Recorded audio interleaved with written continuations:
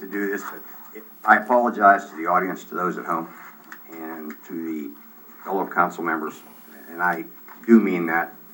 I don't want to step on anybody's toes, but I have a funny feeling this is going to be a short meeting, and I have a couple of questions I'd like to ask. I'd like to address them to Mrs. McKinney, if I may.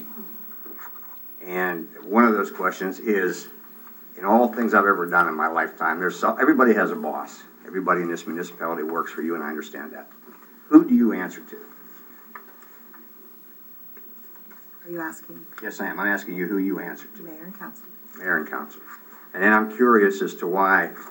I understand there were some problems here Tuesday with some of the employees, and as a council member, I certainly have never told you what to do, but I think I at least have the respect that I should be at least asked and or told what's going on, and I hear it through the grapevine all the time, and it just upsets me. And then, if I understand this correctly, and there again, you could tell me if I'm wrong, I've been told there again that you were absolutely told by the attorneys not to discipline anybody that works for this municipality until we hear from Health and Human Services. Or am I wrong? That is incorrect. That is incorrect. Mr. Dice, let me ask you this. Did you know anything about this? About what? About the disciplinary action and what was going on? I did not know. I knew that there was a Laudermill hearing for Mr. Cole. I was unaware that there were 3 other Laudermill hearings scheduled for that same day. I think it was last Tuesday. Not this Tuesday, but the Tuesday before. And I was aware that there was a Laudermill hearing scheduled for Mr. Cole. Rachel Rydell from my office attended the Laudermill hearings. Am I answering your question? You are answering my question. You are answering it. You certainly are.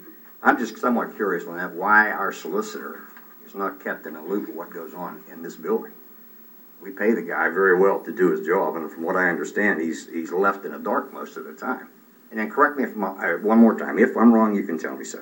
Don't we currently have 2 employees that work here that had some computer issues? I mean, maybe not necessarily the same, but didn't they have some computer issues at one time? Councilman Johns, I'm not going to talk about personnel issues on public television. If you want to adjourn to an executive session, if that's what council would like to do, then by all means we'll discuss it, but I have no intention of discussing personnel matters on public television. All right, that's fine. You don't have to. I'll say this, then I'll be done. Because I have a lot more questions, but I won't go there. But I will say this. You know, Lynette, from my heart, I'm a good guy. I've never made a threat to anybody in my life. And I've made a lot of promises, and I've never made one that I won't keep. And I promise you this.